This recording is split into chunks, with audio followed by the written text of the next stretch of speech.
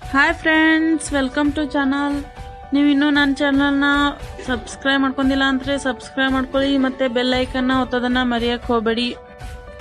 ನಾನಿವತ್ತು ಸಬ್ಬಸ್ಗಿ ಸಾಂಬಾರನ್ನ ಹೇಗೆ ಮಾಡ್ಬೇಕಂತ ಹೇಳ್ತಾ ಇದ್ದೀನಿ. ಈ ಕಪ್ಪಲ್ಲಿ 1 ಕಪ್ ಆಗೋಷ್ಟು ತೊಗರಿ ಬೇಳೆನ ತಗೊಂಡು ಕ್ಲೀನ್ ಮಾಡಿ ಇಟ್ಕೊಂಡಿದ್ದೆ. ಇದನ್ನೀಗ ಕುಕ್ಕರ್ನೊಳಗೆ ಹಾಕೊಳ್ತಾ ಇದ್ದೀನಿ. ಅದೇ ರೀತಿ 1 ಕಟ್ ಸಬ್ಬಸ್ಗಿನ ಕಟ್ ಮಾಡಿ ನೀರಲ್ಲಿ ಹಾಕೊಂಡು ಇಟ್ಕೊಂಡಿದ್ದೆ. ಅದನ್ನು ನೀರಿನಿಂದ ತೆಗೆದು ಕುಕ್ಕರ್ ಒಳಗೆ ಹಾಕೊಳ್ತಾ ಇದ್ದೀನಿ. ನೀರನ್ನ ಹಾಕೊಳ್ತಾ ಇಲ್ಲ ನಾನು.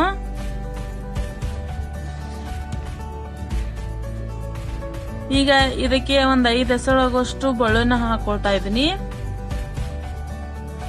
ಆಮೇಲೆ 1 ಟೊಮೊಟೊನ ಕಟ್ ಮಾಡಿ ಹಾಕೊಳ್ತಾ ಇದ್ದೀನಿ.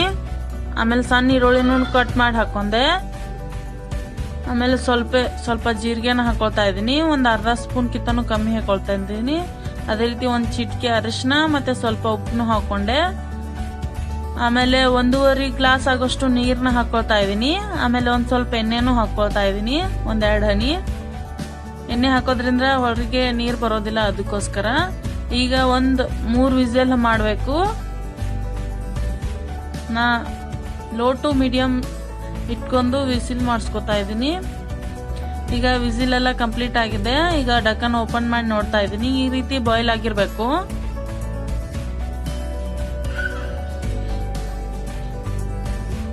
ಈಗ ತಡ್ಕ ಕೊಡ್ಲಿಕ್ಕೆ ಪ್ಯಾನ್ ಇಟ್ಕೊಂಡಿದ್ದೆ. ಅದಕ್ಕೆ 3 ಟೇಬಲ್ ಸ್ಪೂನ್ ಆಗೋಷ್ಟು ಎಣ್ಣೆ ಹಾಕೊಳ್ತಾ ಇದ್ದೀನಿ.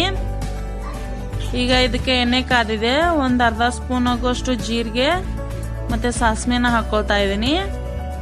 ನಾನಿಲ್ಲಿ ತಡ್ಕ ಕೊಡ್ಲಿಕ್ಕೆ ಟೊಮೊಟೊ ಮತ್ತು ಈರುಳ್ಳಿ ಬೆಳ್ಳುಳ್ಳಿನ ಹಾಕೊಳ್ತಾ ಇದ್ದಿಲ್ಲ, ಬರೀ ಮಸಾಲಾನ ಅಷ್ಟೇ ಹಾಕೊಳ್ತಾ ಇದ್ದೀನಿ.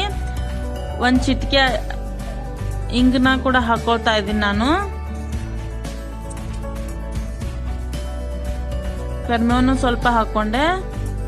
ಇದೆಲ್ಲ ಚೆನ್ನಾಗಿ ಫ್ರೈ ಮಾಡಿದ ನಂತರ ಇದಕ್ಕೆ ಅರ್ಧ ಸ್ಪೂನ್ ಆಗೋಷ್ಟು ಅರಿಶಿನ ಸ್ವಲ್ಪ ಹಾಕೊಳ್ಳಿ. ಮೊದಲು ಬೇರೆ ಹಾಕೊಂಡಿದ್ವಿ.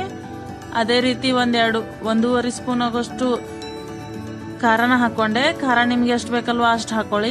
ಈಗ ಬೇಳೆನೆಲ್ಲ ಹಾಕೊಳ್ತಾ ಇದ್ದೀನಿ. ತುಂಬಾ ಲೇಟ್ ಮಾಡಕ್ ಹೋಗ್ಬೇಡಿ, ಇಲ್ಲಾಂದ್ರೆ ಪಾನಿಗೆಲ್ಲ ಹೊತ್ತು ಬಿಡುತ್ತೆ. ಈಗ ಇದನ್ನೆಲ್ಲ ಚೆನ್ನಾಗಿ ಮಿಕ್ಸ್ ಮಾಡ್ಕೊಳ್ತಾ ಇದ್ದೀನಿ.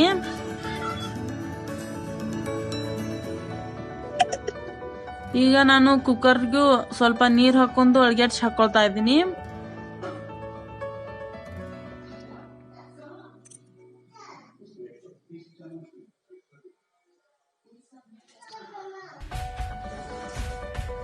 ಈ ಸಬ್ಬಸ್ಗೆ ಪಲ್ಯ ಚಪಾತಿ ಕೂಡ ಟೇಸ್ಟಿ ಆಗಿರುತ್ತೆ, ಮತ್ತೆ ಅನ್ನದ ಕೂಡ ಟೇಸ್ಟಿ ಆಗಿರುತ್ತೆ.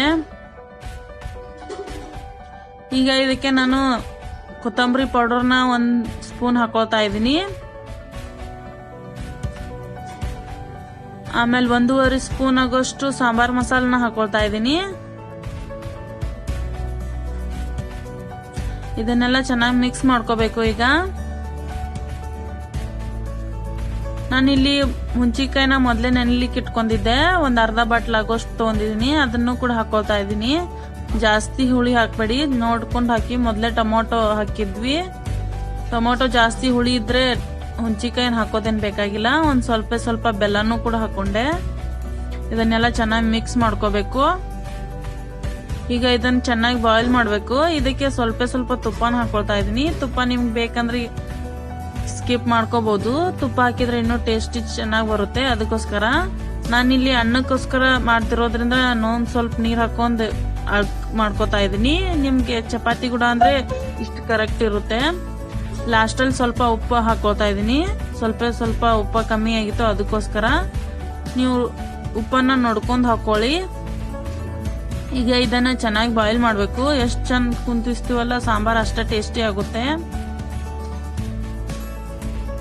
ಈಗ ಲಾಸ್ಟಲ್ಲಿ ಕೊತ್ತಂಬರಿನ ಹಾಕೊಳ್ತಾ ಇದ್ದೀನಿ.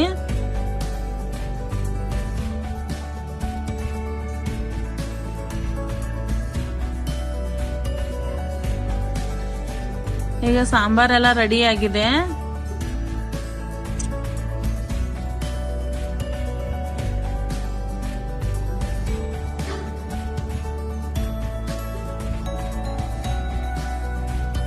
ಸಬ್ಬಸ್ಗಿ ಪಲ್ಯಗಿಂತ ಸಾಂಬಾರ್ ಮಾಡಿದ್ರೆ ಚೆನ್ನಾಗಿರುತ್ತೆ. ಸಬ್ಬಸ್ಗಿ ಪಲ್ಯ ಕೆಲವೊಬ್ರು ತಿನ್ನಕ್ ಇಷ್ಟ ಪಡೋದಿಲ್ಲ.